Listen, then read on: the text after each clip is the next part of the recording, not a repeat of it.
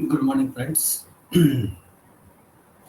आज हम चर्चा करेंगे audit of charitable trust form number 10B 10BB के बारे में। सबसे पहले हम बात करते हैं audit requirement of A charitable trust. ये दो जगह लागू हो रहा है 1023C 4th 5th 6th और 6th में जो ट्रस्ट अप्रूव्ड है उनके लिए, और जो 11 12 में 12AA में 12BB में लिस्टेड है उनके लिए। ऑडिट कराने की रिक्वायरमेंट ये है कि जो टोटल इनकम है वो अगर जो है विदाउट एग्जिबिशन 11 12 का या 1023C का, उसके बगैर अगर maximum not chargeable to tax से ज़्यादा है, जो कि 2.5 लाख ही है, नई रिजीम आ गया तो भी वो अमाउंट 2.5 लाख ही रहेगा, तो उसको बुक्स ऑफ अकाउंट्स मेंटेन करना एक स्पेसिफाइड मैनर में रूल 17AA में लिखा हुआ है, और अपने अकाउंट्स को ऑडिट कराना है at least 1 month before due date of ITR audit report को सबमिट करना है। सिमिलर प्रोविजन 11 12 में एग्जेम्पशन क्लेम करने वालों के लिए है। बुक्स ऑफ अकाउंट्स के बारे में एक अमेंडमेंट पहले आ चुका है कि आपको बुक्स ऑफ अकाउंट्स एक पर्टिकुलर मैनर में रखनी है।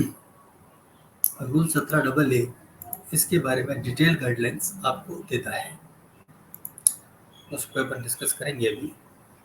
बुक्स कहाँ मेंटेन करनी है? बुक्स मेंटेन करनी रजिस्टर्ड ऑफिस पे, और अगर आप चाहें तो रजिस्टर्ड ऑफिस के अलावा कोई दूसरी जगह भी मेंटेन कर सकते हैं। एक रेजोल्यूशन पास करना होगा ट्रस्टीज को इसके लिए, और रेजोल्यूशन पास करने के 7 डेज के अंदर ज्यूरिसडिक्शनल असेसिंग ऑफिसर को उस एड्रेस की फुल पर्टिकुलर्स देने होंगे, और इस तरह की जो इंटीमेशन है उसको साइन करेगा वो आदमी जो रिटर्न साइन करने के लिए ट्रस्ट का ऑथराइज्ड है।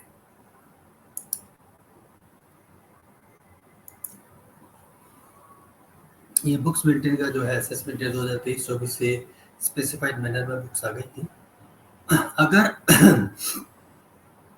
बुक्स स्पेसिफाइड मैनर में मेंटेन नहीं की जाती हैं तो फिर इनकम जो है 1310 सबसेक्शन 10 के हिसाब से कंप्यूट होगी, वो भी हम डिस्कस करेंगे आज के प्रेजेंटेशन में।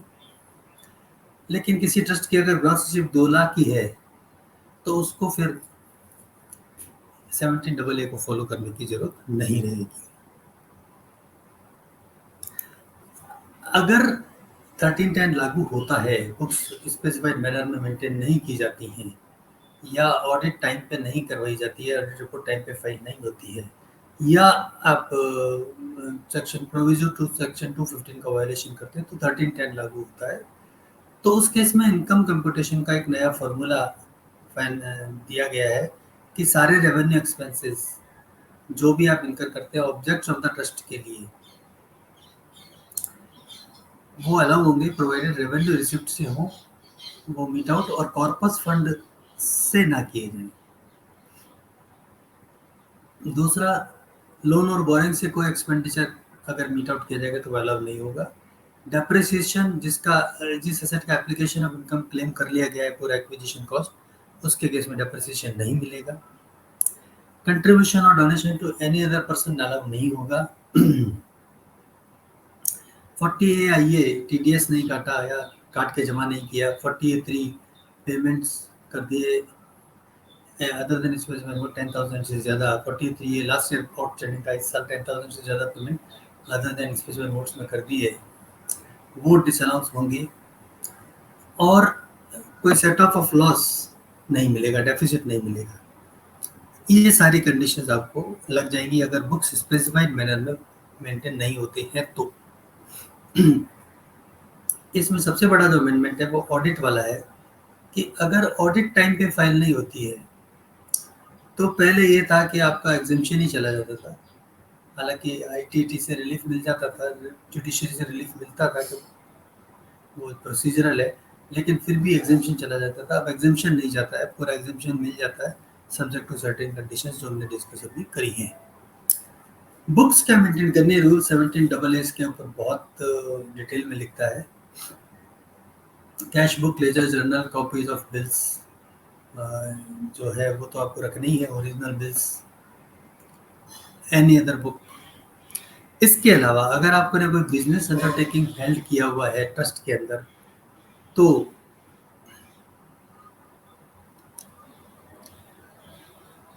बिजनेस कहाँ कैरी ऑन कर रहा है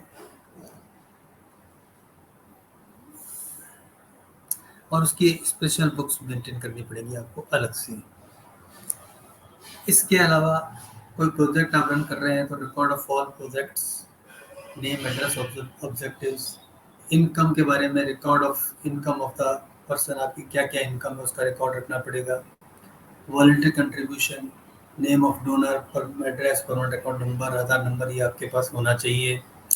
इनकम फ्रॉम प्रॉपर्टी है, interest, list of such properties होनी चाहिए। ये सारी चीज़ें आपके साथ होनी चाहिए। एप्लीकेशन ऑफ इनकम, कहाँ कहाँ आपने अमाउंट एप्लीकेशन किया, किस पर्सन को पेमेंट किया, ऑब्जेक्ट क्या था उस एप्लीकेशन का। अगर कोई जो है दूसरे रजिस्टर्ड ट्रस्ट को आपने पेमेंट किया तो फिर क्या उसकी डिटेल्स है, वो सारी डिटेल आपको मेंटेन करनी पड़ेगी। Application of outside India income कोई किया है तो वो करना पड़ेगा। अगर आपने 9A फॉर्म भरा है तो उसके रीजंस क्या हैं, क्यों आपने 9A फॉर्म भरा है, वो यहाँ मेंटेन करना पड़ेगा। कोई इनकम अगर आपने सेट अपार्ट किया है, एक्यूमुलेट किया है, फॉर्म 10 भरा है तो उसकी डिटेल्स यहाँ पे रखनी पड़ेगी। और अगर वो यूटिलाइज नहीं हुआ है तो और किस पर्पज़ के लिए एक्यूमुलेट किया वो रखना पड़ेगा। 11(5) में इन्वेस्टमेंट जो किया हुआ है उसकी डिटेल होनी चाहिए और जो नहीं किया वो उसकी भी होनी चाहिए। एक्यूमुलेटेड इनकम का आपने यूटिलाइजेशन कैसे किया है उसकी डिटेल होनी चाहिए। तो ये बहुत सारी डिटेल इसके अंदर मांगी गई हैं। कंट्रीब्यूशंस के बारे में, contribution received during the year, name of donor, address, application उसमें से कितना हुआ, अमाउंट ऑफ एप्लीकेशन, ये सारी बातें आपको इसमें मेंटेन करनी हैं। तो बहुत बड़ा ये रूल 17AA है और आपको पूरा का पूरा इसमें लोन बोरिंग की डिटेल रखनी है, प्रॉपर्टीज ट्रस्ट की, मूल प्रॉपर्टी की नेचर, एड्रेस, ट्रांसफ़र किया तो नेट कंसीडरेशन, स्पेसिफाइड पर्सन की डिटेल सेक्शन 13(3) में, name, address, permanent other number, कोई ट्रांजेक्शन उनके साथ अंडरटेकन किया है तो उसकी, तो आपको बहुत सारी चीज़ें इसमें रखनी है। लोन 17AA में सारा हम यहाँ डिस्कस नहीं कर रहे हैं, मोटा मोटी आपको एक आइडिया अपने यहाँ दे रहे हैं। फॉर्म ऑफ ऑडिट रिपोर्ट कौन सा लगेगा, अगर आपके total income without giving effect to the exemption 1023C का हो या 11 और 12 का हो, 5 करोड़ से ज़्यादा है तो 10 भी लगेगा। अगर कोई foreign contribution during the previous year आपने रिसीव किया है तो 10 भी लगेगा, चाहे अमाउंट कुछ भी हो। और अगर कोई आपने इनकम आउटसाइड इंडिया अप्लाई करी है तो 10 भी लगेगा, अदरवाइज 10 डबल भी लगेगा। अब इसमें इशू आएंगे वो हम डिस्कस करते हैं।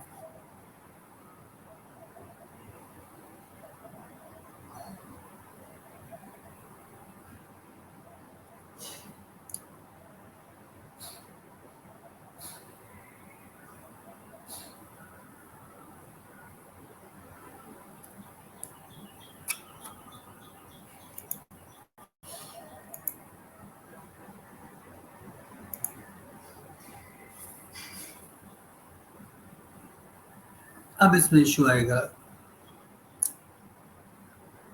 कि पहली बात तो है कि फॉरेन कंट्रीब्यूशन क्या है। फॉरेन कंट्रीब्यूशन की definition foreign exchange foreign contribution regulation act से ली गई है। इसका मतलब है द डिलीवरी, डोनेशन और transfer made by foreign source. कोई आर्टिकल अगर आपको मिला है तो उसकी मार्केट वैल्यू कोई स्पेसिफाइड अमाउंट एफसीआर या अकाउंट में होगा, उससे ज़्यादा है तो वो फॉरेन कंट्रीब्यूशन है। अगर करेंसी में मिला है तो 1 रुपये में मिला है तो वो कंट्रीब्यूशन है। कोई सिक्योरिटी मिली है सेक्शन 2H में, जो वो डेफिनेशन बहुत लंबी है, शेयर्स है, म्यूचुअल फंड्स हैं, सब कुछ उसके अंदर है, वो सारी फॉरेन सिक्योरिटी। अगर कोई डोनेशन किसी आदमी को मिलता है फॉरेन सोर्स से, और वो ट्रस्ट को दे देता है फॉरेन सोर्स पर, तो वो भी कंट्रीब्यूशन माना जाएगा। सबसे इम्पोर्टेंट पॉइंट है, अगर आपका एफसीआरए अकाउंट है एसबीआई की दिल्ली ब्रांच में, जो आजकल वहीं पे खुलता है, उस पर कोई इंटरेस्ट अगर एक्रू हो रहा है, अकाउंट इनऑपरेटिव है, तो भी मान लीजिए एफसीआरए में आपका रजिस्ट्रेशन सस्पेंडेड है लेकिन वो अकाउंट तो अभी चल रहा है, उसमें कोई इंटरेस्ट एक्रू है तो वो कंट्रीब्यूशन है, और इन दैट केस 10 भी भरा जाएगा। Amount of interest is irrelevant. लेकिन कोई फीस वगैरह आप लेते हैं, कोई कॉलेज की फीस लेते हैं, फॉरेन का स्टूडेंट पढ़ने आता है, या इस तरह का कोई कंट्रीब्यूशन आता है फीस से रिलेटेड, तो वो इसमें डोनेशन में नहीं आएगा। सस्पेंशन और कैंसिलेशन है, लेकिन ड्यूरिंग द ईयर आपको इंटरेस्ट मिला है तो आपका इसमें चार्जेबिलिटी 10 भी लग जाएगा। टोटल इनकम के बारे में बड़ा कंफ्यूजन है। कई लोग इसको सेक्शन 245 रीड विद सेक्शन 5 से जोड़ लेते हैं। इस केस में सीबीडीटी का एक सर्कुलर है, सर्कुलर नंबर 5P LXX जो 19 जून 1968 का सर्कुलर है, उसमें उन्होंने क्लियरली कह दिया है कि यहाँ पे टोटल इनकम का मतलब 245 वाली डेफिनेशन नहीं है। अगर कोई बिजनेस अंडरटेकिंग है तो उसकी इनकम जो अकाउंट्स में आ रही है वो, अगर कोई हाउस प्रॉपर्टी इनकम है, कैपिटल गेन है, इंटरेस्ट है, तो जो बुक इनकम है, बुक इनकम वाला से कैपिटल गेन है तो sale value minus cost, no indexation. House property है तो रेंटल वैल्यू माइनस रेंट के लिए रिलेटेड खर्चे। ट्रस्ट के केस में आपको 30% वाला रिप्लेस वाला डिडक्शन नहीं मिलता है। इसी तरह से कैपिटल गेन में सेक्शन 50C नहीं लगता है। तो ये सारी चीज़ें जो है उसको लेते हुए आप इनकम निकालेंगे। इसके अलावा 224 सेकेंड डे में जो वॉलंटरी कंट्रीब्यूशन है, चाहे कैपिटल है या रेवेन्यू है, उसको इनकम माना जाएगा।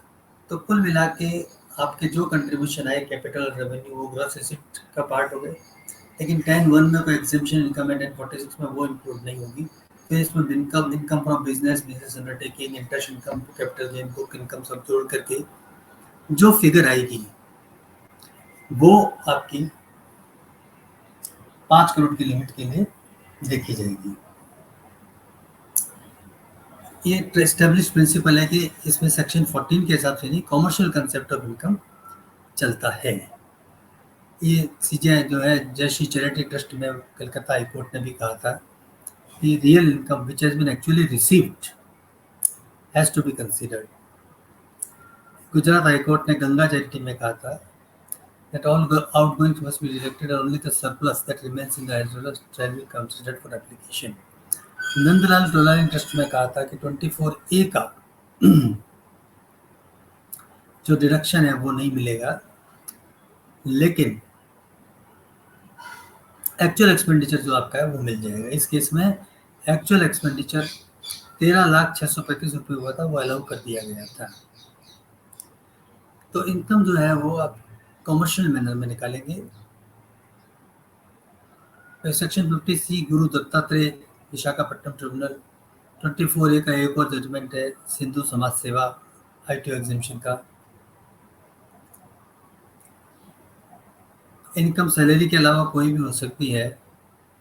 सेक्शन 14 नहीं लगेगा, गिरधारी लाल शिवा नारायण तात्या ट्रस्ट में ऑलरेडी कह दिया है, तो ये हमें ध्यान रखना है। कमर्शियल मैनर में आपको सीबीडीटी सर्कुलर को फॉलो करते हुए निकालनी पड़ेगी इनकम। कलकत्ता हाई कोर्ट ने फिर अगेन हिंदुस्तान वेलफेयर ट्रस्ट में यही बात कही है। इनकम फ्रॉम प्रॉपर्टी के बारे में सेठ मनीलाल रणछोड़ दास विश्राम भवन ट्रस्ट, गुजरात हाई कोर्ट ने मद्रास हाई कोर्ट को फॉलो करते हुए फिर वही कहा है कि प्रॉपर्टी की जो इनकम है वो एक्चुअल एक्सपेंडिचर माइनस करके निकाली जाएगी। तो ये सब कमर्शियल प्रिंसिपल्स के ऊपर ही चलेगा, ये अपने को ध्यान रखना पड़ेगा। अब जब आप इस ऑडिट को कर रहे हैं तो एज ए ऑडिटर आपकी क्या ड्यूटीज रहेगी।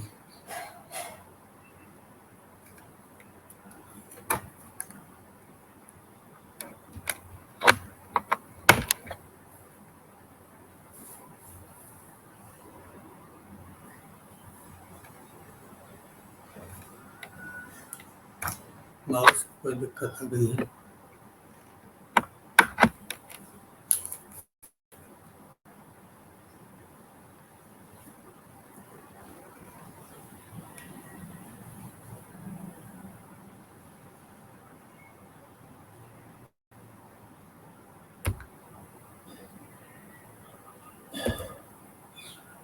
एज एन ऑडिटर आपकी क्या ड्यूटी रहेगी, उस पर हम चर्चा कर लेते हैं। ऑडिटर को स्टेट करना है कि उसने बैलेंस शीट का एग्जामिन किया है, इनकम एंड एक्सपेंडिचर का एग्जामिन किया है, they are in agreement with the books of accounts maintained by the trust.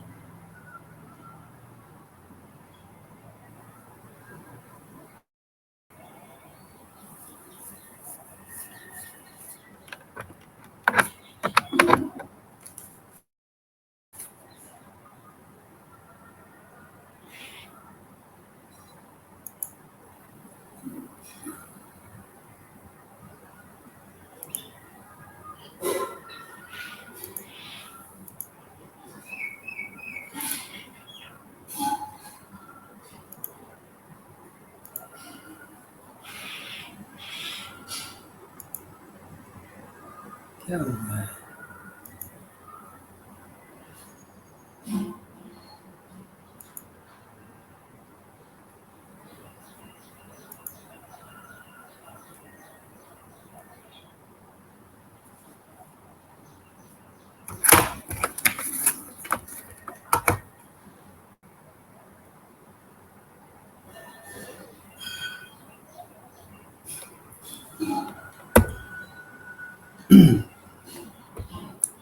उसके अलावा ऑडिटर को बताना है कि उसको सारी इंफॉर्मेशन मिल गई है जो भी इसके लिए जरूरी थी।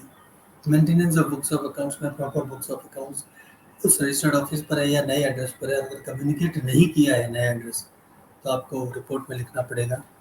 स्टेटमेंट ऑफ पर्टिकुलर्स आपको सर्टिफाई करने हैं। बुक्स के ट्रू एंड फेयर व्यू पे आपको कमेंट करना है। स्पेशल पर्टिकुलर्स आपको एनेक्स करना है। स्कोप पैरा ये इंस्टीट्यूट की रिक्वायरमेंट है S a standard of auditing 700 की कि स्कोप पैरा आप जरूर डालें। तो टैक्स ऑडिट के गाइडेंस नोट में स्कोप पैरा दिया हुआ उसको आप मॉडिफाई करके कि ऑडिटर की क्या रिस्पॉन्सिबिलिटी है और हमारी क्या रिस्पॉन्सिबिलिटी है, मैनेजमेंट की क्या रिस्पॉन्सिबिलिटी है, सारे को आप डाल सकते हैं। अगर कोई क्वालिफिकेशंस डालना चाहते हैं तो 10B में ही डालें। स्टेटमेंट ऑफ पर्टिकुलर्स दोनों फॉर्म में 10B और 10BB में आपको एक स्टेटमेंट ऑफ पर्टिकुलर्स ये नेक्स्ट करना है।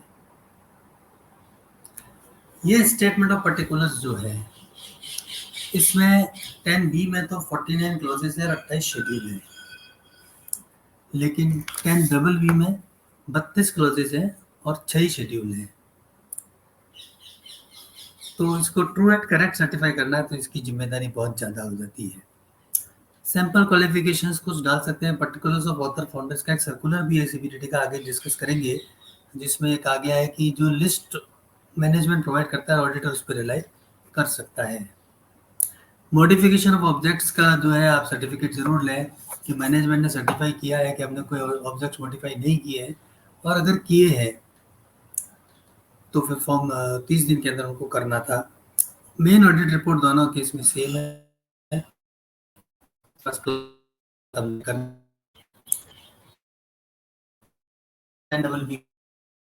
इनका ये है कि जो क्लॉज 1 to 8 है जनरल पर्टिकुलर्स वो तो दोनों में सेम है। क्लॉज 9 जो है डिटेल्स ऑफ ऑथर का है और उसमें क्लॉज 10 है 10B में वो सेम है। क्लॉज 10 जो है क्लॉज 9 जो है वो 10B में वो डिटेल्स ऑफ रजिस्ट्रेशन का है और वो अलग है, वो डिफरेंट है, तो वो अपने को डिटेल में देखना पड़ेगा। इसके अलावा अगर कोई प्रोविजनल रजिस्ट्रेशन लिया है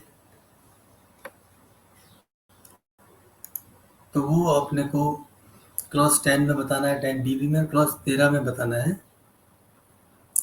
दूसरे में 10B में।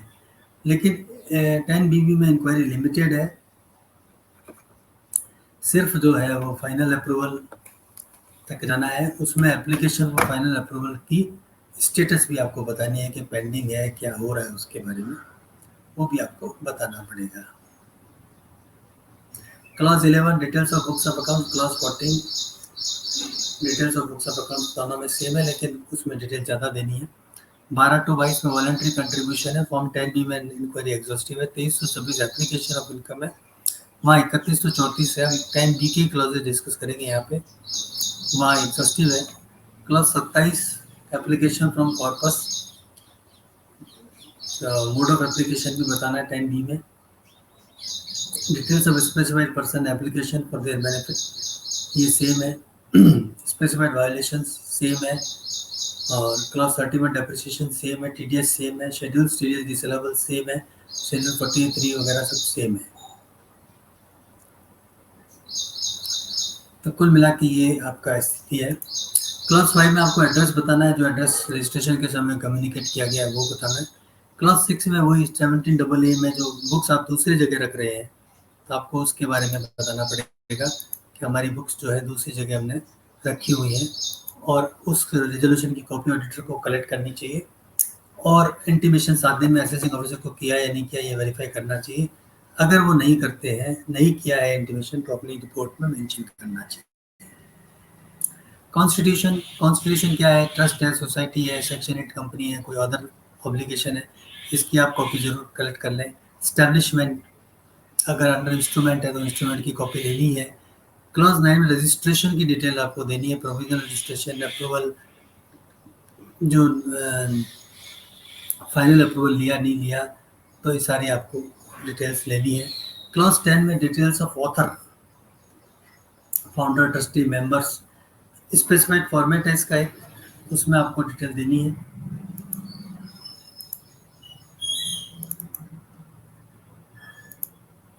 टेबल बनी हुई है। अगर कोई नॉन इंडिविजुअल मेंबर है, ट्रस्टी है, फाउंडर है, ऑथर है, तो अपने को जो नेचुरल पर्सन 5% से ज़्यादा बेनिफिशियल ओनर है, उनकी डिटेल भी देनी है। तो ये लिस्ट आप मैनेजमेंट से ले लेंगे और यहाँ प्रोवाइड कर देंगे, और अपने मेंशन रिपोर्ट में मेंशन करेंगे कि हमने ये रिलाई किया है, और वो सर्कुलर अभी आगे डिस्कशन कर लेंगे। अगर कोई आदमी के दो रिलेशन बन रहे हैं, शेयर होल्डर भी है और ट्रस्टी भी है, तो दोनों रिलेशन की आपको अलग अलग डिटेल भरनी है।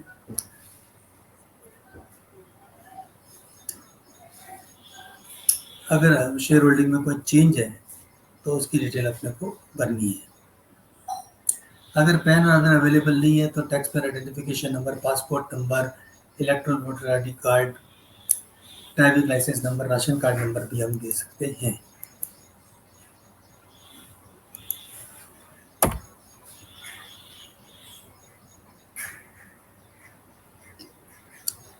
फिर आते हैं हम ऑब्जेक्ट्स पर। ऑब्जेक्ट्स क्या है इसके, वो आपको बताने हैं।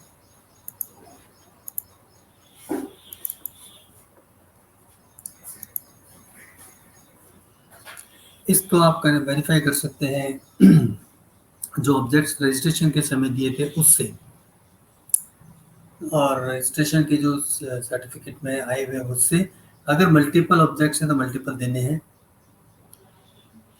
यहाँ ऑब्जेक्ट्स क्लॉज में आपको रिलीफ ऑफ हुअर, मेडिकल, ये सब में जो है क्लासिफिकेशन करना पड़ेगा। तो ये अपने को बहुत ध्यान से करना है। GPU है क्या है, जनरल पब्लिक यूटिलिटी है क्या है, सब देखना पड़ेगा।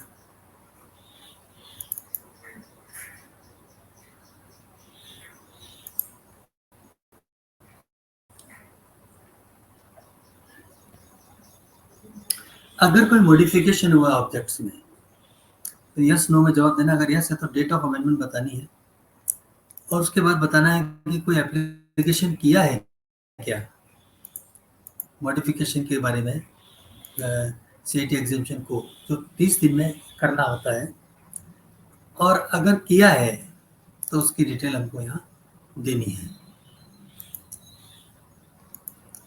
एप्लीकेशन की डिटेल देनी है, डेट ऑफ एप्लीकेशन, फिर रजिस्ट्रेशन का क्या हुआ, ग्रांटेड हुआ या कैंसिल हो गया, अगर कैंसिल हो गया तो डेट ऑफ कैंसिलेशन। इस इंक्वायरी की रिलीवेंस बहुत ज़्यादा है, इसलिए कि इस इंक्वायरी से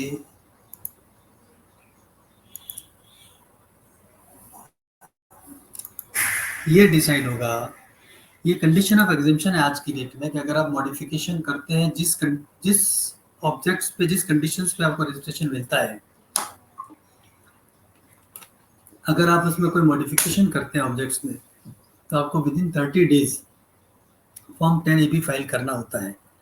अगर नहीं किया या किया और एप्लीकेशन रिजेक्ट हो गई तो एग्जिट टैक्स लग जाएगा। 115 वाला fair market value of all the movable immovable assets के ऊपर 30%। तो ये बड़ा इंपॉर्टेंट है, ट्रस्ट को भी ये देखना चाहिए कि वो इस तरह की गलती ना करें, और अपने को भी ट्रस्ट को गाइड करना चाहिए।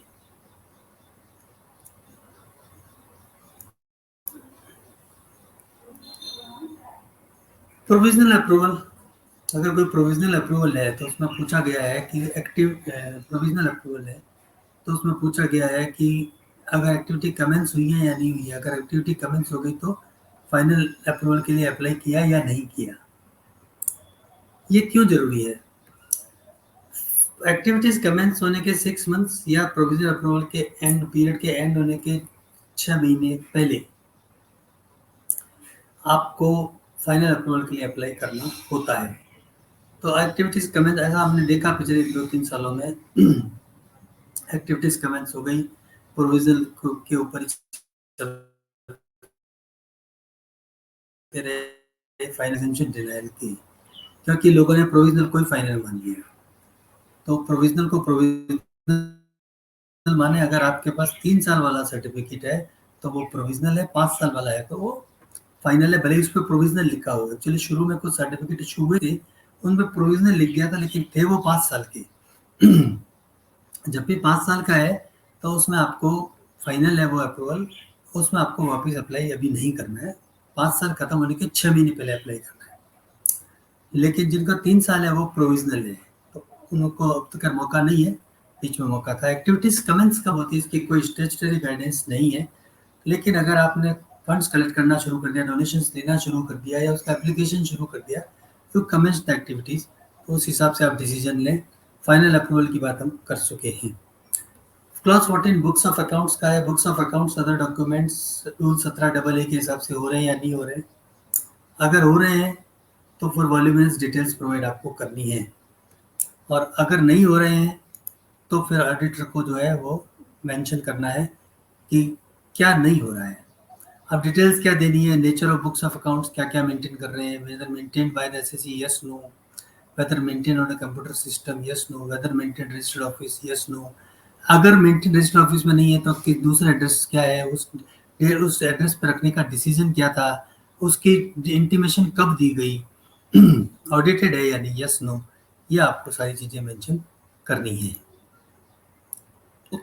Advancement of general public utility clause 15 and 16, यहाँ आपको डिसीजन लेना है कि अगर कोई प्रोजेक्ट इंस्टीट्यूशन रद्द कर रहा है ऑडिटी, तो कुछ में advancement of any other general public utility का ऑब्जेक्ट तो नहीं है। अगर है तो कहीं वो नेचर ऑफ ट्रेड में तो नहीं है जो प्रोविजो टू सेक्शन 215 में है। अगर है तो उसकी रिसिप्ट जो है परसेंटेज की, टोटल रिसिप्ट जो उस एक्टिविटी की है वो टोटल रिसिप्ट की कितनी है।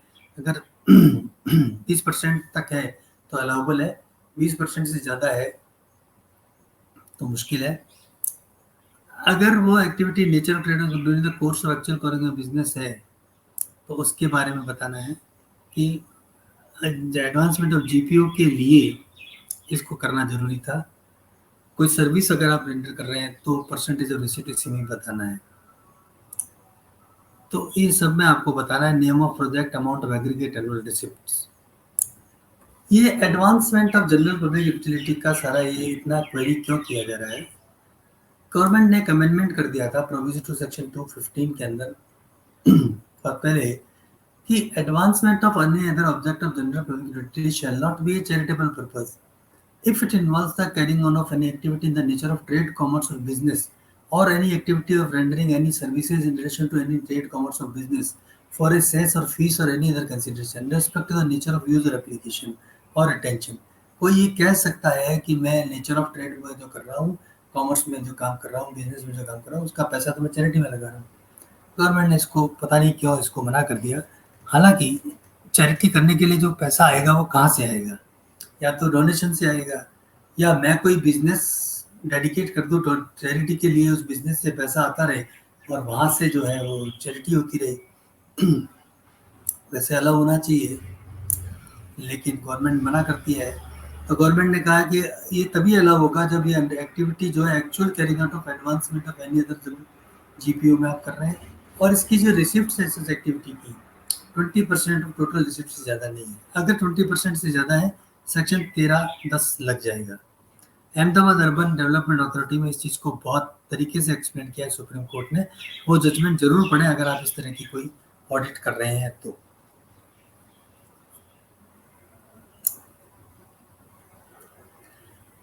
क्लास 17 बिजनेस से रिलेटेड है। ऑडिट के पास कोई बिजनेस अंडरटेकिंग है क्या? 11(4) में अगर है तो उसकी नेचर क्या है, बिजनेस कोड क्या है, separate books of accounts maintain किए या नहीं किए। जो इनकम एग्जेम्प्ट है उसको मेंशन करना है, और जो इनकम एग्जेम्प्ट नहीं है उसको मेंशन करना है। इसी तरह से कोई बिजनेस अगर ट्रस्ट रन कर रहा है 11(4) में, तो nature of business, separate books of accounts, यहाँ भी business incidental to attainment of objective of the trust है, और उसका प्रॉफिट्स एंड गेन्स क्या है, इंसिडेंटल है या नहीं। सेक्शन 11(4) जो प्रोवाइड करता है वो ये करता है कि कोई बिजनेस अंडरटेकिंग अगर ट्रस्ट हेल्ड करता है और उसके प्रॉफिट्स को एग्जेम्पशन 11(1) में क्लेम करता है, तो असेसिंग ऑफिसर उसका ट्रू प्रॉफिट निकाल सकता है, और उसमें वो कहता है कि नहीं एक्सेस प्रॉफिट है तो जो एक्सेस अमाउंट निकालेगा वो इनकम हो जाएगी और उस पर टैक्स लग जाएगा, क्योंकि applied for purpose other than charitable trust हो जाएगा। अब यहाँ ऑडिटर से पूछ लिया गया है कि एक्सेस इनकम आप निकाल के दीजिए, तो ऑडिटर को असेसिंग ऑफिसर बना दिया है, ऑनरस रिस्पॉन्सिबिलिटी है।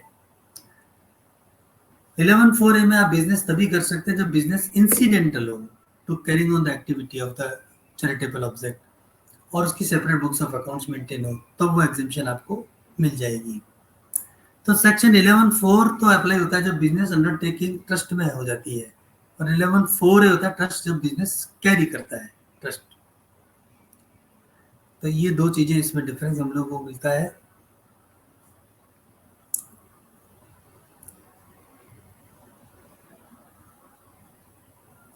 अगर कोई बिजनेस अंडरटेकिंग आप चला रहे हैं तो उसकी बुक्स ऑफ अकाउंट जो सेपरेट है, तो वो books of accounts balance sheet P and L भी अटैच करनी है ऑडिट रिपोर्ट के साथ। और अगर 3CA में कोई टैक्स ऑडिट हुई तो उसकी भी आपको करनी है। इसी तरह से बिजनेस के केस में भी करना है। अब इसको थोड़ा सा समझ लेते हैं, ये क्या चक्कर है थाटी ट्रस्ट वर्सेस ट्रिब्यून ट्रस्ट। थाटी ट्रस्ट के केस में न्यूज़पेपर रन किया गया था, लेकिन ऑब्जेक्ट था कि एजुकेशन पे पैसा खर्च होगा, तो वो आज भी एग्जिबिशन उसको मिल रहा है। लेकिन ट्रिब्यून ट्रस्ट में बिजनेस में पेपर तो हेल्ड किया, लेकिन न्यूज़पेपर का जो ऑब्जेक्ट था ट्रस्ट का, ट्रिब्यून ट्रस्ट का, वो था जनरल पब्लिक यूटिलिटी।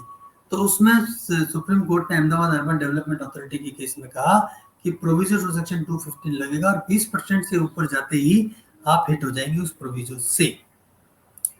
तो ये अहमदाबाद अर्बन में ट्रिब्यून ट्रस्ट में कह दिया। थाती ट्रस्ट अभी तक होल्ड कर रहा है फील्ड को। तो अगर आपने कोई बिजनेस करना है, ट्रस्ट के अंदर बिजनेस अंडरटेकिंग रखना है, तो ट्रस्ट का ऑब्जेक्ट एजुकेशन, रिलीफ, पुअर, इस तरह का होना चाहिए, जीपीयू नहीं होना चाहिए। जीपीयू होगा तो प्रोविजन से हिट हो जाएगा।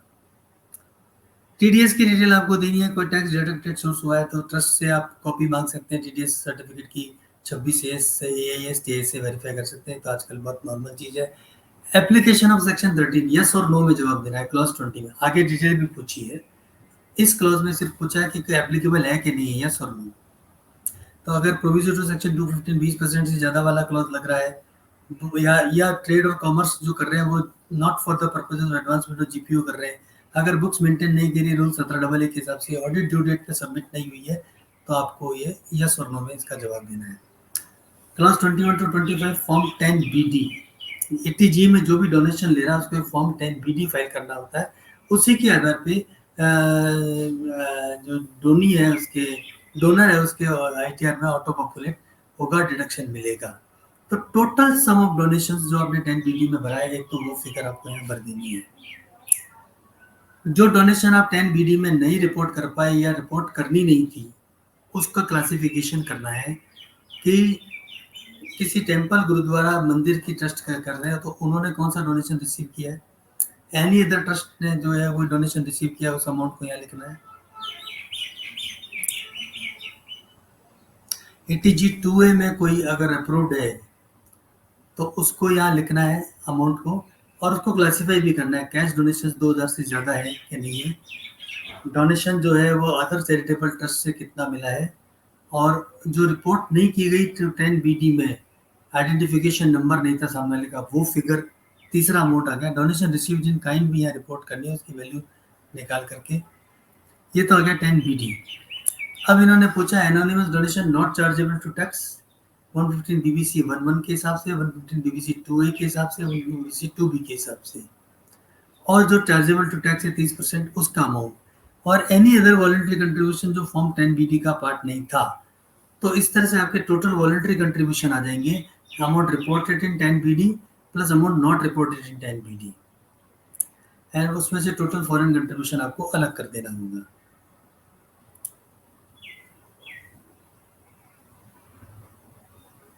तो ये आपको 10BD की कॉपी आपको लेनी पड़ेगी। अब हम आते हैं class 26, voluntary contribution corpus account पर।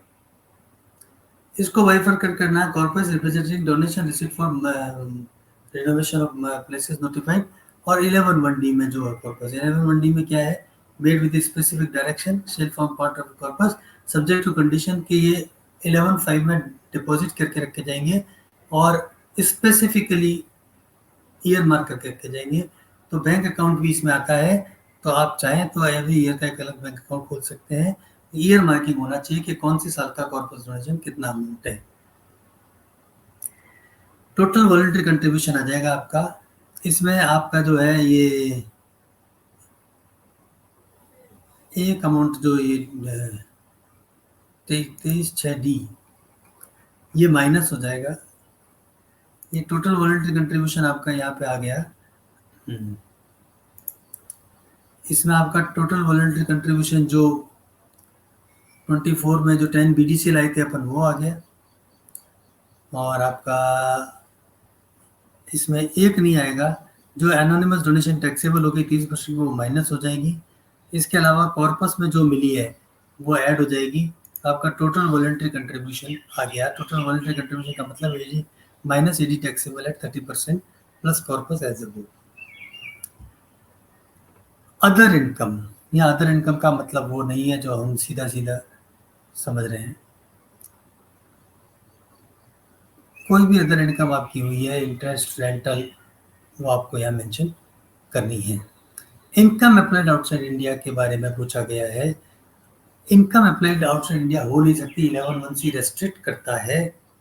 लेकिन कोई ट्रस्ट अगर 1452 से पहले बना था, 1452 के बाद बना था, और लेकिन उसका काम है कि वो इंटरनेशनल वेलफेयर जिसमें इंडिया इंटरेस्टेड है वो काम कर रहा है, तो सिविलिटी उसको अलाउ कर सकता है। अगर कोई एग्जेम्पशन अप्लाई कर देता है इनकम आउटसाइड इंडिया, तो पूरा एग्जेम्पशन नहीं चला जाएगा, जो है वो जाएगा। और ये जो 11(1)C में जो आप अप्लाई आउटसाइड इंडिया कर देंगे वो 115 BPI में टैक्सेबल हो जाएगा, आगे पूछा भी गया है। लेकिन ऐसा भी हो सकता है कि एसएससी ने इंडिया में कोई अमाउंट एक्सपेंडिचर एक्सपेंड किया फॉर इंटरनेशनल इवेंट, वो अलाउ हो जाएगा, दिल्ली ट्रिब्यूनल का जजमेंट है। इनकम टू बी अप्लाइड आपको यहाँ पे टोटल आ जाएगी। Income to be applied class 30 में 27-28-29। एप्लीकेशन ऑफ इनकम, अब आपको एप्लीकेशन ऑफ इनकम बतानी है, नॉट एलिजिबल फॉर जो रिपोर्टेड है उसके अलावा। तो total amount applied for charitable purpose during the previous year. अब उसमें रिलीजियस में कितना किया, एजुकेशन में कितना किया, योगा में कितना किया, मेडिकल रिलीफ में कितना किया, रिलीफ टू पुअर में कितना किया, प्रेस्क्राइब मोन्यूमेंट्स के लिए कितना किया, वो अमाउंट आपको स्पेसिफाई करना है। उसमें से अगर कोई पेमेंट एक्सेस 50 लाख में किया है तो किस पर्सन को किया, उसका पैन नंबर, कितना अमाउंट किया, मोड ऑफ पेमेंट इलेक्ट्रॉनिक था या अदर था, टैक्स डिडक्ट किया कि नहीं किया, अगर टैक्स डिडक्ट किया तो कौन सी सेक्शन में किया, और अमाउंट जो इसके बाद आपको बताना है जो अमाउंट जो ड्यूरिंग ईयर पे नहीं किया गया, क्योंकि जो अमाउंट पे नहीं किया गया वो आजकल एप्लीकेशन ऑफ इनकम में नहीं लिया जाता है। और अमाउंट इस साल पे किया गया लेकिन पिछले साल पे नहीं किया गया था, वो अब डिडक्ट हो जाता है। तो इस तरह से total amount to be allowed as application आ जाएगा। बाइफर्केशन करना है कैपिटल और रेवेन्यू के अंदर। फिर अमाउंट जो कॉर्पस में या लोन और बोरिंग में रिपे कर दिया गया, जिसका पहले एप्लीकेशन नहीं क्लेम किया था, वो अमाउंट यहाँ मेंशन करना है। उसके बाद अमाउंट नॉट अलाउड लेके आना है। यहाँ आपकी जिम्मेदारी बहुत ज़्यादा बढ़ जाएगी। कोई टीडीएस काटा है, काट के जमा नहीं किया, काटना था भूल गए, तो 40 आईए का डिसअलाउंस 43 तो 10,000 से ऊपर का payment other than specified mode से कर दिया।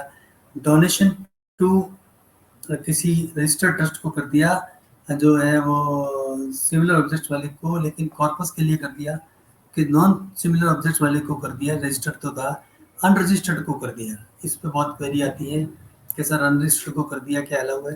देखिए, एप्लीकेशन ऑफ इनकम आपके ऑब्जेक्ट्स के लिए होना चाहिए। अब आपने किसी दूसरे ट्रस्ट को पैसा दे दिया, हाउ विल यू इंश्योर कि वो अप्लाई करेगा उन ऑब्जेक्ट्स पर जो आपके हैं। मान लीजिए सिमिलर ऑब्जेक्ट्स है, अनरजिस्टर्ड ट्रस्ट है, तो आपको वॉच करना पड़ेगा। जब आपसे पूछा जाएगा कि इसको प्रूफ कीजिए कि ये पैसा उन्हीं ऑब्जेक्ट पे खर्च हुआ जिसके लिए आप बने थे, तो वो पॉसिबल नहीं होगा। इसलिए अनरजिस्टर्ड ट्रस्ट को डोनेशन करना मेरे हिसाब से जो है एडवाइजेबल नहीं है। ट्रस्ट को इससे बचना चाहिए। एप्लीकेशन आउटसाइड इंडिया, अप्रूवल मिली चाहे नहीं मिली, दोनों अमाउंट लिखने हैं। और कोई ऑब्जेक्ट से बियॉन्ड कर दिया तो वो लिखने हैं। तो टोटल अलाउबल एप्लीकेशन आ जाएगा। इसमें 9A के फॉर्म जितना आपने भरा हुआ है वो डीम्ड एप्लीकेशन, फॉर्म 10 का एक्यूमुलेशन जो भरा हुआ है, और 15% सेट अपार्ट जो किया हुआ है, वो तीनों अमाउंट जुड़ जाएंगे।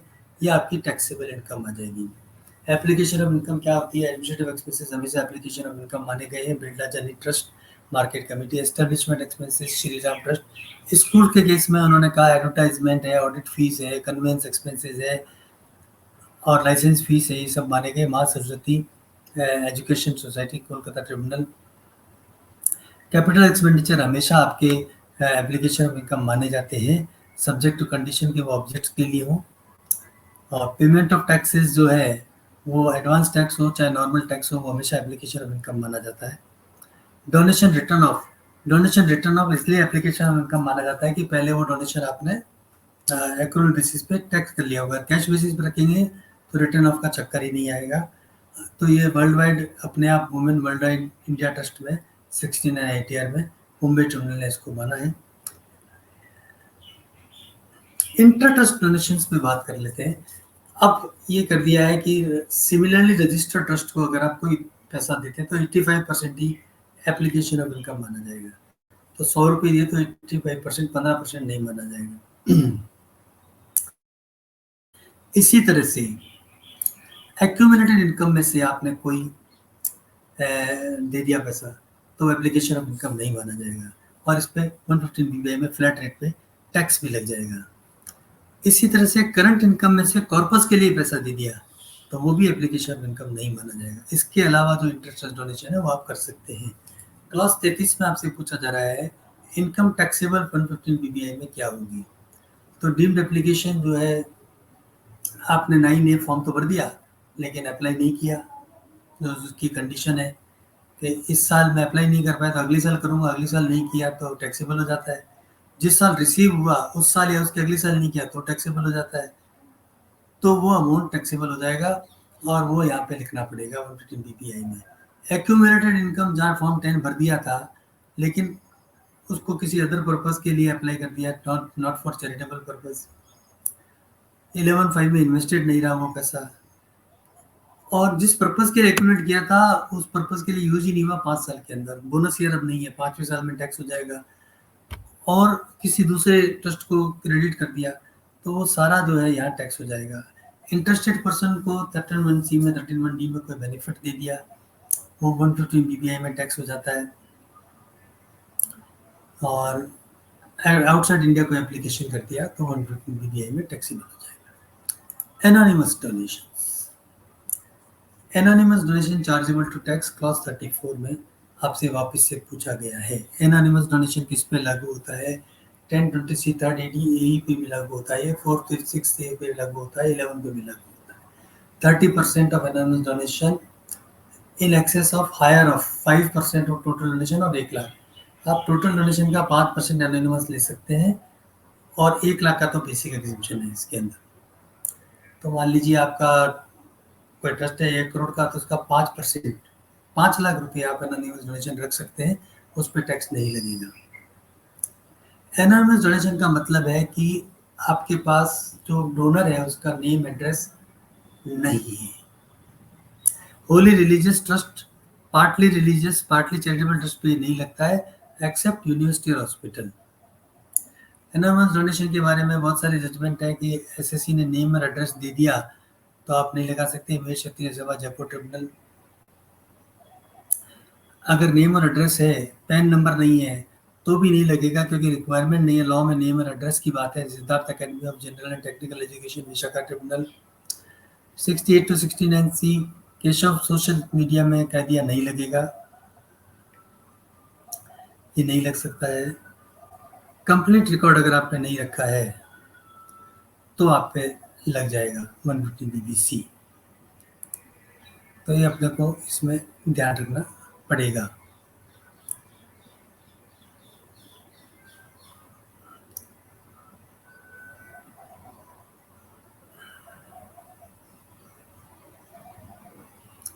ऐश्वर्या फाउंडेशन पटना 2023 का जजमेंट है, इसमें भी वही है कि सारे ऐसे रखे हुए थे। एनोनिमस डोनेशन का मतलब क्या है?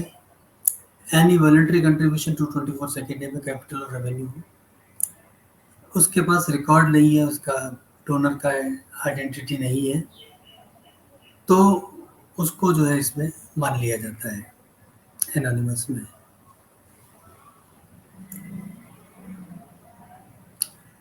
ये एनोनिमस डोनेशन के बारे में बहुत ध्यान से आपको देखना पड़ेगा। अदर इनकम क्लॉज 35, इसमें 12(2) की इनकम जो है, 12(2) में ये है कि अगर कोई ट्रस्ट है जिसमें हॉस्पिटल या यूनिवर्सिटी है तो वो स्पेसिफाइड पर्सन्स को कोई बेनिफिट देता है या फ्री में सर्विस देता है या कंसेशनल रेट पे देता है, तो फिर वैल्यू जो है वो 12(2) में टैक्स हो जाती है। जो उसकी जनरल कॉस्ट है, मान लीजिए हॉस्पिटल है तो किसी ऑपरेशन के वो आम आदमी से 25,000 रुपये लेता है और ट्रस्टी से 10,000 में करता है, तो 25,000 रुपये पर उसको टैक्स देना पड़ता है। पर्सन स्पेसिफाइड जो है, author of the trust, founder of the institution, किसी ने 50,000 से ज़्यादा का सब्सक्रिप्शन कंट्रीब्यूशन किया हो, कोई एचयूएफ ऑथर हो और एचयूएफ का मेंबर हो, ट्रस्टी हो, एनी रिलेटिव हो, इन सब का। रिलेटिव की डेफिनेशन बहुत बड़ी है। अदर इनकम क्लॉज 35 में ये वो है जो एक्यूमुलेशन आपने किया ट्रस्ट, टेम्पल, गुरुद्वारा वगैरह में और उसकी कंडीशंस को फुलफिल नहीं किया। इसी तरह से जो एक्यूमुलेशन नॉर्मल ट्रस्ट में किया, 11(4) में जो बिजनेस है, यहाँ पे आपसे फिर पूछा जा रहा है कि अदर इनकम बताइए, मतलब जो एक्सेस इनकम है बिजनेस अंडरटेकिंग ट्रस्ट में होल्ड किया हुआ है, उसका जो प्रॉफिट है वो आप अपने निकाल के बताइए कि ये एक्सेस है। वो एक्सेस अमाउंट यहाँ मेंशन करना, ऑडिटर को ईओ बनना है, तो ये यहाँ पे आपको बताना है।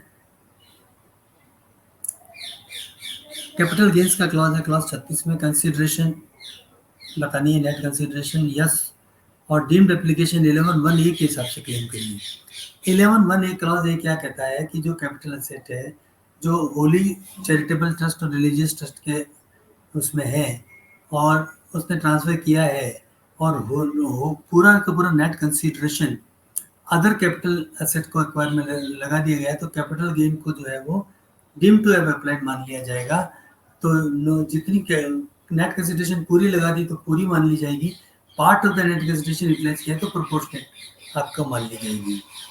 यहाँ ये मैं बताता चलूँ कि चैरिटेबल ट्रस्ट की मर्जी है, वो चाहे तो सेक्शन 11(1)(a) का बेनिफिट ले और चाहे तो उस इनकम को, कैपिटल गेन की इनकम को 85% अप्लाई कर दे, नया फॉर्म 9 भर के अगली साल कर दे, उसमें कोई दिक्कत नहीं है।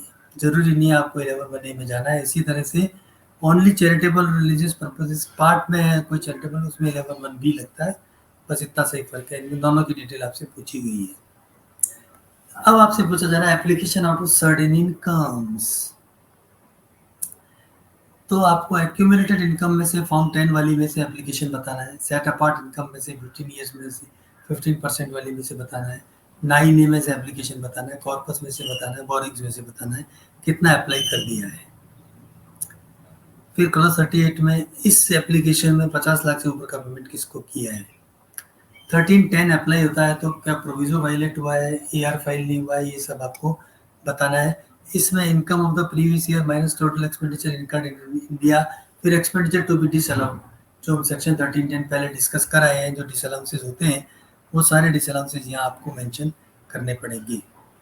अगर ऑडिटी अप्रूव है तो क्या रिलीजियस पर्पस के लिए कोई अमाउंट ATG के लिए अप्रूव है, उसने रिलीजियस पर्पस के लिए कोई खर्चा किया है क्या, तो अमाउंट स्टेट करना है।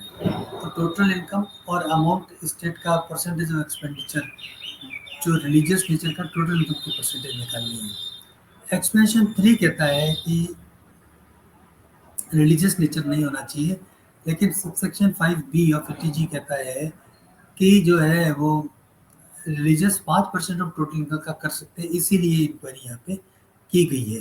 Details of specified person clause 1141 में देना है, वही author of the trust, substantial contributor और any trustee of the institution, any relative of such author founder or any concern जिनमें ऊपर वाले पर्सन का सब्सटेंशियल इंटरेस्ट हो।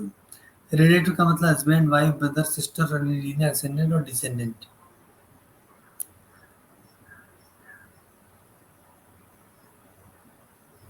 और एक्सप्लेनेशन 1 जो है सेक्शन 13 का, इसको थोड़ा सा वाइडर करता है, तो brother sister of the spouse और linear ascendant descendant of the spouse, brother और सिस्टर, उसको भी इसमें ले लेता है। तो रिलेटिव का मतलब हो गया spouse of the individual, brother और sister of the individual, brother और sister of the spouse of the individual, any linear ascendant or descendant of the individual, any linear ascendant or descendant of the spouse of the individual, spouse of a person, any linear ascendant descendant of a brother or sister of the individual। Specified person के case में CBDT के circular का, जिसका हमने जिक्र शुरू में किया था, 143 नंबर है 20/74 का, जिसमें ये बताया गया है कि you can rely upon, auditor can rely upon list provided by the trustees. तो आप लिस्ट ले लें और अपने पास रखें। सब्सिडी इंटरेस्ट के लिए कोई कंपनी है तो 20% ऑफ वोटिंग पावर और अदर एंटिटी है तो 20% ऑफ प्रॉफिट। सब्सटेंशियल कंट्रीब्यूटर जिसने 50,000 से ज्यादा का कंट्रीब्यूशन दिया हो। 13(2) के ट्रांजेक्शंस, यहाँ भी आपके ऊपर बहुत ज़्यादा रिस्पॉन्सिबिलिटी डाली गई है। क्लॉज 42 में पूछा गया है कि कोई part of the income of property of the ट्रेडिशरीज continues to lend to any specified person. अगर किया है तो क्या इंडिकेट सिक्योरिटी थी, एडवोकेट इंटरेस्ट था या नहीं था। कंटिन्यूज टू लेंड कैसे हो सकता है, कई बार ट्रस्टी क्या करते हैं, ट्रस्ट का पैसा अपने खाते में रख लेते हैं कि ट्रस्ट का बैंक अकाउंट थोड़ा दूर पड़ता है, बैंक दूर पड़ता है तो अपने खाते में रख लेते हैं, वहाँ से खर्चा करते रहते हैं। इट इज़ लैंड, ट्रस्ट का पैसा ट्रस्ट के अकाउंट में ही रह सकता है, तो यहाँ पे वो मेंशन हो जाएगा। अगर कोई लैंड और बिल्डिंग ट्रस्ट की यार वो अप्लाई करती स्पेसिफिक पर्सन को दी थी, तो फिर एडिक्वेट मार्केट रेंट निकालना पड़ेगा ऑडिटर को, और उससे सर्टिफाई करना पड़ेगा कि ये सही है कि नहीं है। सैलरी अलाउंस में भी मार्केट रेंट निकालना पड़ेगा, रीजनेबिलिटी निकालनी पड़ेगी। ऑडिटिंग की सर्विसेज जो अवेलेबल की गई है तो वो वही जो है आपका 12(2) वाला क्लॉज लग जाएगा। तो कोई शेयर सिक्योरिटी जो है, अगर आप स्पेसिफाइड पर्सन से खरीदते हैं तो क्या फेयर मार्केट वैल्यू पे खरीदी थी या नहीं खरीदी थी, और अगर शेयर सिक्योरिटी बेचते हैं तो वहाँ पे भी बताना पड़ेगा। कोई इनकम और प्रॉपर्टी डाइवर्टेड तो नहीं हुई है during the year to specified person, और वेदर एनी फंड्स और countries to invested during the previous year in any concern किसी स्पेसिफाइड पर्सन का किसी कंसर्न में सब्सटेंशियल इंटरेस्ट है, वहाँ आपने फंड्स डाइवर्ट तो नहीं किए हैं। तो ऑडिटर की रिस्पॉन्सिबिलिटी बहुत हाई है इस केस में। स्पेसिफाइड पर्सन हम डिस्कस कर चुके हैं। स्पेसिफाइड वायलेशंस आपसे पूछा जा रहा है, ये क्लास 43 है। स्पेसिफाइड वायलेशंस क्या होते हैं कि ऑब्जेक्ट्स के अलावा आपने पैसा खर्च कर दिया, बिजनेस प्रॉफिट्स की बिजनेस प्रॉफिट्स एंड गेन्स है जो incidental to attainment of objectives नहीं है। 13(1)(c), 13(1)(a) का डिफॉल्ट कर दिया, 13(1)(b) का डिफॉल्ट कर दिया। कोई एक्टिविटी इनजेन्युइन एक्टिविटी कर रहे हो, एनी अदर लॉ की कोई रिक्वायरमेंट नहीं फुलफिल कर रहे हो, ये बहुत इंपॉर्टेंट हो गया आजकल। अगर आपका ट्रस्ट है और आपके यहाँ कोई लोकल लॉ है जो उसकी रजिस्ट्रेशन मांगता है, जैसे राजस्थान में राजस्थान पब्लिक ट्रस्ट एक्ट है, बॉम्बे में बॉम्बे चैरिटेबल ट्रस्ट एक्ट है, गुजरात में भी शायद कोई लॉ है। जहाँ भी कोई लोकल लॉ है उसमें आपको रजिस्ट्रेशन कराना है तो वो करा लीजिए, नहीं तो स्पेसिफाइड वायलेशन में आ जाएगा, इसके आधार पर कैंसिलेशन किया जा सकता है। डेप्रिसिएशन का क्लॉज 44 है, वही है कि जिसका कोई कभी क्लेम किया था कि नहीं किया था वो उसकी डिटेल देनी है। अगर आपने किसी ऐसी एसेट के बारे में डेप्रिसिएशन क्लेम किया है जिस acquisition cost application of income पहले ही मान ली थी तो उसके बारे में यहाँ पे बताना है। 1023C में 11(1) में कोई एग्जेम्पशन, 11(7) में 10(1), 10 डिडक्शन सेक्शन 10 में कोई है तो उसकी डिटेल यहाँ देनी है। लोन डिपॉजिट और स्पेसिफाइड सम, अगर ट्रस्ट ने कोई लोन लिया है जो स्पेसिफाइड सम लिया है जो सेक्शन 216 एसएस की लिमिट से ज़्यादा है तो स्पेसिफाइड पर्टिकुलर्स आपको मेंशन करने हैं। वो स्पेसिफाइड पर्टिकुलर्स क्या है वो हम जरा डिस्कस कर लेते हैं। वो शेड्यूल है इसका एक बाकायदा, शेड्यूल 216 एसएस, उसमें जो है आपको डिस्कस करना है कि सबसे पहले तो लेंडर का नेम देना है, पैन नंबर देना है, एड्रेस देना है, क्या है, लोन है, डिपॉजिट है या स्पेसिफाइड सम है, फिर उसका अमाउंट कितना है, स्क्वायर्ड अप तो नहीं हो गया ड्यूरिंग द ईयर, यस या नो, मैक्सिमम अमाउंट आउटस्टैंडिंग जो आप बैंक एंट्री की तरफ से निकालेंगे, चेक से लिया था, इलेक्ट्रॉनिक क्लियरिंग से लिया था, ड्राफ्ट से लिया था, अगर चेक से लिया था तो क्या वो चेक अकाउंट पे ही है, ये डिटेल आपको देनी है, आपको कोई वायलेशन नहीं देखना है। अभी हम और डिस्कस करेंगे इसके ऊपर। 216ST में कोई पेमेंट अगर आपने किया है, इसमें कोई एग्जेम्पशन नहीं है। 216SS में जो टैक्स ऑडिट में आप हैं करते हैं तो गवर्नमेंट कंपनी के केस में, बैंकिंग कंपनी के केस में आप यहाँ पे डिटेल नहीं भरते हैं। यहाँ बैंक से भी कोई लोन लिया है तो वो भी डिटेल यहाँ भरनी पड़ेगी। 216ST में कोई 216ST में कोई तो अमाउंट जो है 2 लाख से ज़्यादा का amount single transaction one event occasion के लिए तो नहीं लिया है, रिपोर्ट करना है अगर लिया है तो। यहाँ पे एग्जेम्पशन दिया गया है कि particulars need not be given, तो गवर्नमेंट कंपनी से कोई पैसा मिला है, सेविंग बैंक से मिला है, पोस्ट ऑफिस सेविंग बैंक से मिला है या बैंकिंग कंपनी से मिला है, तो रिपेमेंट में वही कोई रिपेमेंट किया है तो यहाँ भी कोई एग्जेम्पशन नहीं है। रिपेमेंट में डिटेल आपसे पूछा जा रहा है कि नेम, पैन और एड्रेस क्या था कि जिसको पे किया है, डिटेल्स ऑफ ट्रांजेक्शन क्या थी, लोन था, डिपॉजिट था, स्पेसिफाइड एडवांस था, अमाउंट क्या था, मोड ऑफ रिसिप्ट क्या थी, चेक था, ड्राफ्ट था, चेक था तो अकाउंट में था या नहीं था, ड्यूरिंग द स्क्वाड अप तो नहीं कर दिया, मैक्सिमम अमाउंट आउटस्टैंडिंग, और मोड ऑफ रिपेमेंट में चेक था, ड्राफ्ट था, इलेक्ट्रॉनिक क्लियरिंग सिस्टम था, और अगर चेक और ड्राफ्ट था अकाउंट पे था या नहीं था, ये आपसे पूछा जा रहा है। स्पेसिफाइड सम किसको कह रहे हैं, जो मनी रिसीवेबल है, advance otherwise transfer of owner property, यहाँ सेल पे भी जो पैसा आप कैश में ले लेते हैं या अदर थिंग्स मोड में लेते हैं वो कवर होगा। इसी तरह से स्पेसिफाइड एडवांस से ऑडिटर को 216SS 216T 216ST की वायलेशन नहीं देखनी है, अमाउंट से ट्रिगर होते हैं आपको रिपोर्ट करनी है। During the year money borrow किया, रिपे कर दिया, स्क्वायर्ड ऑफ हो गया तो रिपोर्ट करना है। Advance against sale of property हम डिस्कस कर चुके हैं। अमाउंट जैसे ही स्पेसिफाइड अमाउंट से आ जाएगा आपको उस पर स्पेसिफाई करना है। TDS TCS clause 49 last clause है।